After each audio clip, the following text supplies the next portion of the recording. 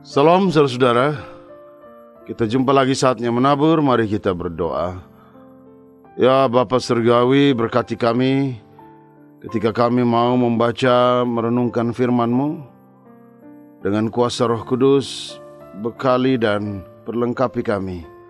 Biarlah firman-Mu kami mengerti dan kehidupan kami tunduk di dalam kehendak firman-Mu. Bersabdalah ya Tuhan, kami siap mendengar. Amin. Yeremia 31 ayat 27-34, temanya adalah janji Allah bagi setiap keluarga. Yeremia pasal 31, saudara-saudara, disebutkan sebagai bagian dari apa yang disebut kitab penghiburan. Sebab di dalamnya memang memuat jaminan tentang masa depan Israel, tentang apa yang akan mereka alami.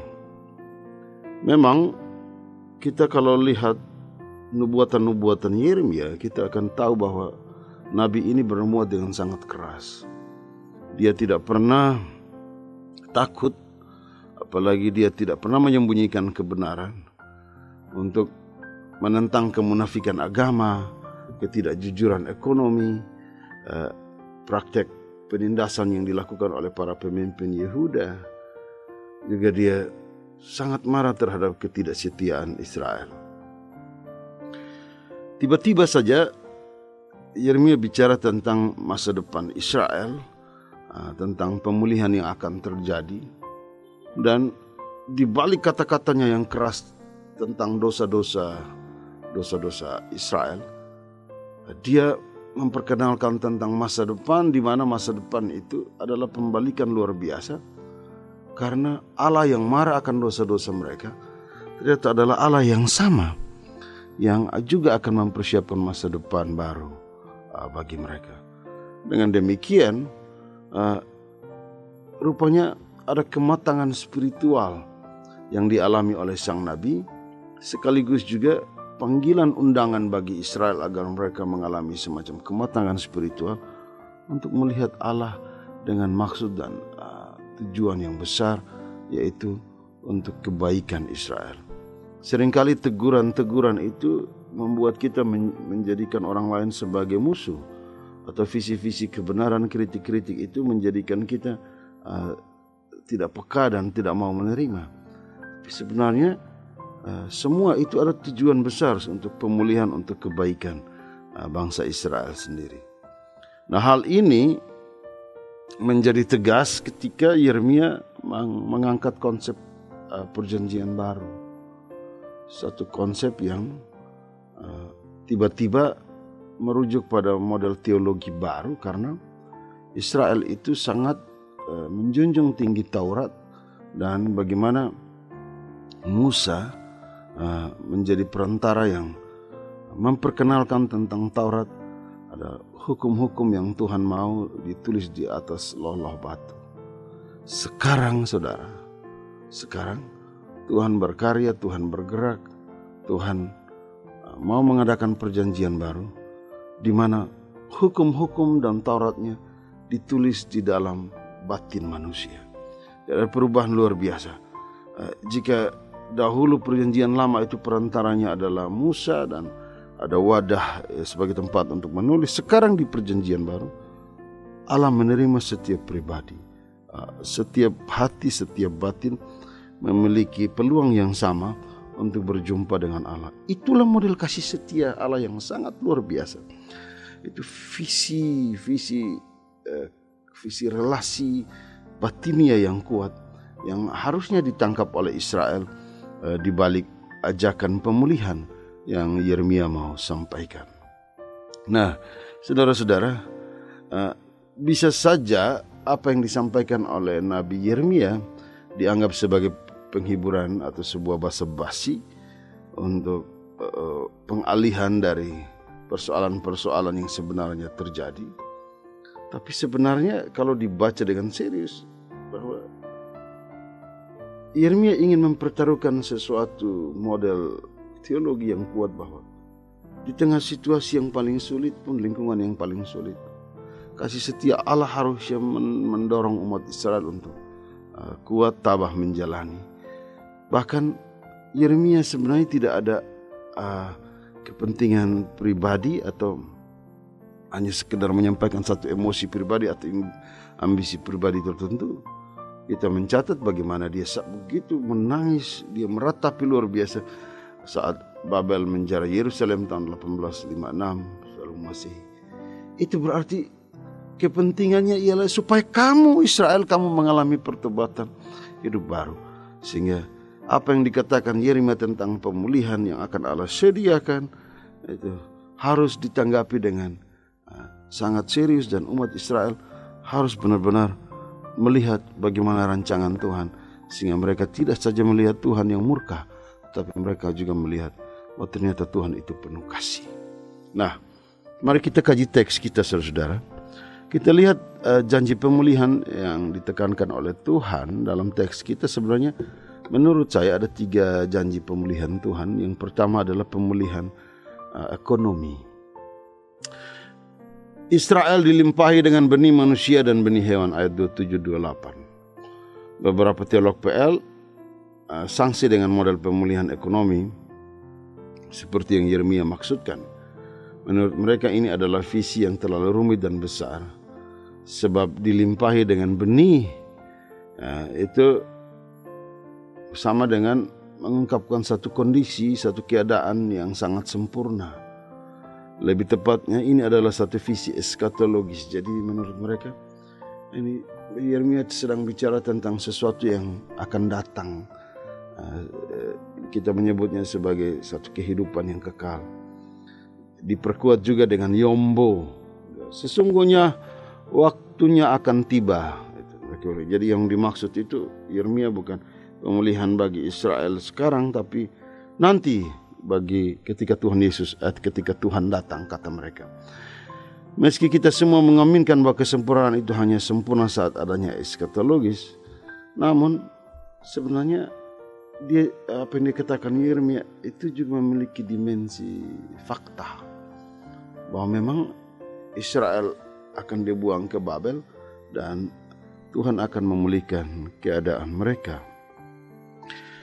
Jiwa dari ayat 27-28 sebenarnya dia bicara lebih banyak tentang, kalau bicara tentang benih, dia lebih banyak bicara tentang menabur. Dia bicara tentang menabur. Jika teks ini kita dalami, kita bisa dapat hubungkan dengan apa yang disampaikan Nabi Hosea, di mana Nabi Hosea menggunakan metafora dalam permainan kata atas nama Yisrael. Jadi metafora Allah sang penabur, untuk berbicara tentang pemulihan ekonomi dan masa depan Allah atas umatnya. Hosea 1 ayat 10-11, pasal 2 ayat 21-23, pasal 14 ayat 4-7. Jadi sepertinya bukan kebetulan bahwa Yeremia mengambil metafora di sini untuk sebuah cita-cita pemulihan Allah. Menabur yang dimaksud ialah tanah sebagai tempat sebuah kepemilikan dan kategori utama untuk mengukur keabsahan suatu bangsa.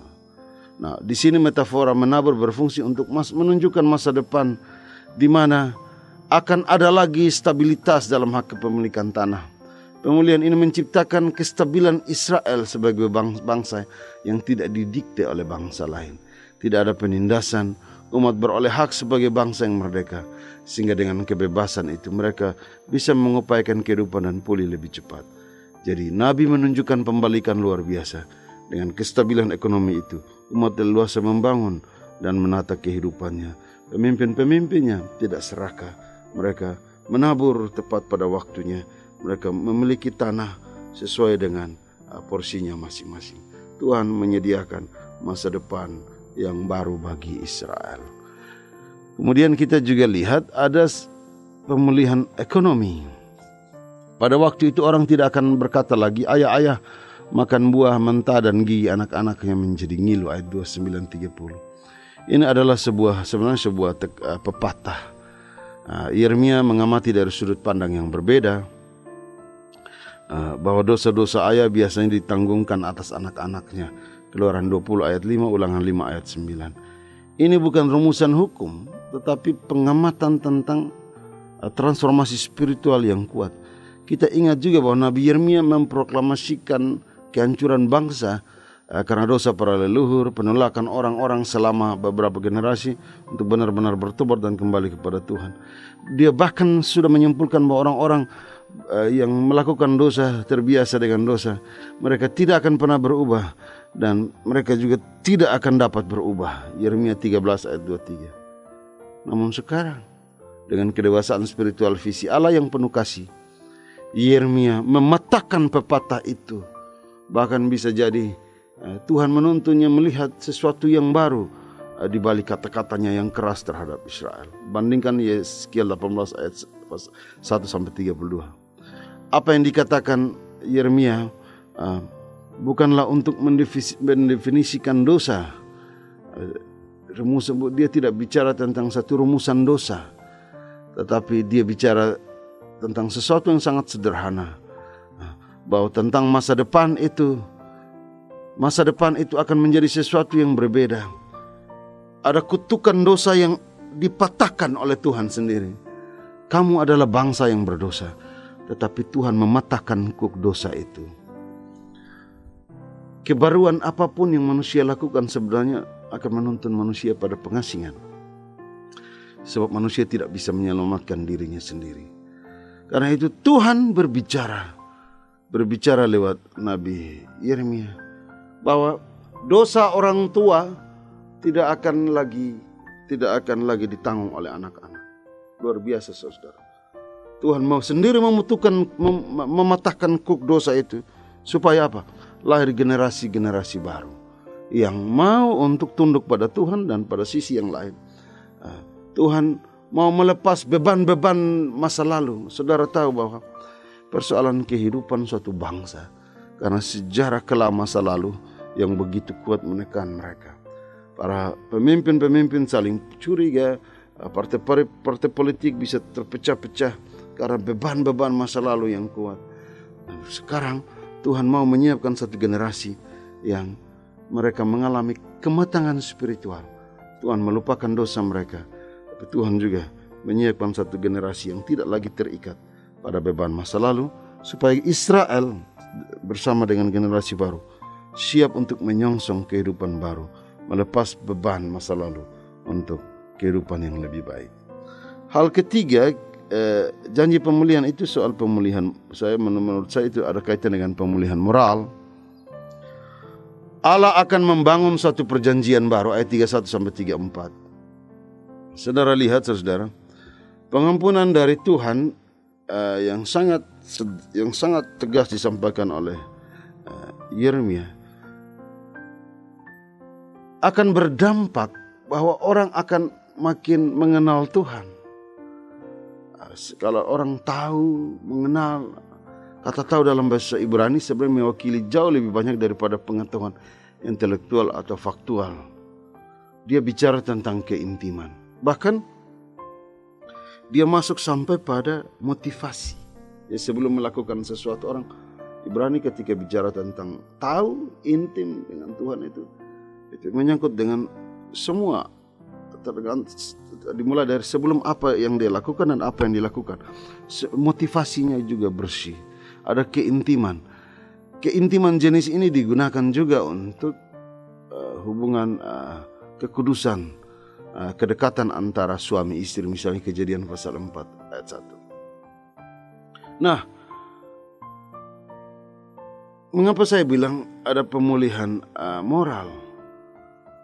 Karena Tuhan akan membangun satu perjanjian baru. Perjanjian yang membuat batin manusia memiliki kedekatan dengan Tuhan. Tapi juga perjanjian yang baru itu mengisyaratkan terciptanya satu relasi baru antara Israel dan Yahweh. Karena ada relasi yang makin intim, maka akan juga berdampak pada pemulihan moral. Seluruh tindakan manusia itu adalah tindakan ketaatan yang lahir dari ketaatan, bukan pemaksaan. Mereka akan tunduk pada apa yang Tuhan kehendaki. Israel rupanya memperoleh kesempatan kedua dari Tuhan. Tuhan menuliskan hukumnya di dalam hati mereka, dan mereka menaruh Taurat firman Tuhan itu di dalam batin mereka untuk menunjang seluruh keputusan-keputusan moral mereka. Di sini ada harapan bahwa kebaruan hati menghasilkan kesediaan untuk setia kepada Tuhan. Tujuannya adalah Israel tampil sebagai bangsa yang mengemban Taurat karena mereka ambil keputusan menanggapi kasih karunia dan pengampunan Tuhan dari hati yang tulus. Memang saudara-saudara, tentang perjanjian baru terjadi perdebatan antara para rabi Yahudi dan Kristen. Kan perjanjian baru dalam kekristenan itu dibaca dalam konteks Injil, Yesus. Nah, kekristenan melihat konsep perjanjian baru menunjuk pada Kristus dan tulisan perjanjian baru yang kita miliki saat ini, misalnya dalam Ibrani 8. Sementara seorang rabi Yahudi, Rabi Ais, berpendapat bahwa jika membaca ayat ini dalam terang Yeskiel 16:59 dan Imamat 26, tidak ada harapan bagi Israel untuk bangkit sebagai generasi yang diampuni. Jelas-jelas pemulihan itu hanya datang dari Tuhan dan tujuannya kepada Israel agar mereka memiliki hati yang baru. Menurutnya kita harus membaca maksud hanya untuk sebuah pemulihan. Jadi ini hanya untuk khusus bagi Israel. Tapi saudara-saudara jangan lupa bagaimanapun perjanjian baru yang disebut Yeremia bertujuan untuk pemulihan relasi Israel dan Yahweh. Namun juga kalau kita baca dalam bingkai misteri kasih Allah, dia tidak bisa hanya dibatasi untuk Israel. Sebab faktanya kehidupan iman kita disempurnakan dalam Kristus. Dan sampai hari ini setiap orang harus terus membangun perjanjian baru dengan Allah. Hal ini terjadi manakala Taurat dan firman Tuhan menjadi daya gerak relasi manusia dan Allah. Nah, bagaimana aplikasi saudara-saudara? Tema minggu dalam perayaan bulan keluarga adalah janji Allah bagi setiap keluarga. Melalui teks ini kita belajar bahwa hampir semua keluarga memiliki goncangannya masing-masing. Pergumulan ekonomi, ada soal-soal spiritual dalam keluarga, ada keluarga-keluarga yang tidak kompak dalam beribadah, dalam bergumul bersama. Ada keluarga-keluarga yang hanya satu yang begitu mencintai Tuhan, sementara yang lainnya tidak peduli. Kita sedang bergumul dengan berbagai tantangan. Ada juga yang bergumul dengan bagaimana menjadikan nilai-nilai Kristen sebagai panduan hidupnya. Saudara, lewat teks ini kita belajar bahwa kita tidak boleh berhenti berjuang. Kita harus dewasa dalam spiritual, bahwa Allah selalu memulihkan kita. Janji pemulihannya tidak berubah. Keluarga-keluarga Kristen juga harus mengambil keputusan untuk bertobat, menghadapi berbagai tantangan baru, dan menjadikan apa yang Tuhan kehendaki menjadi landasan dalam perjalanan keluarga. Tuhan memberkati kita. Amin. Mari kita berdoa. Bapa Surgawi, berkati dan biarlah firman-Mu diperlengkapi oleh kuasa Roh Kudus sehingga menjadi berarti dalam pemberitaan. Amin.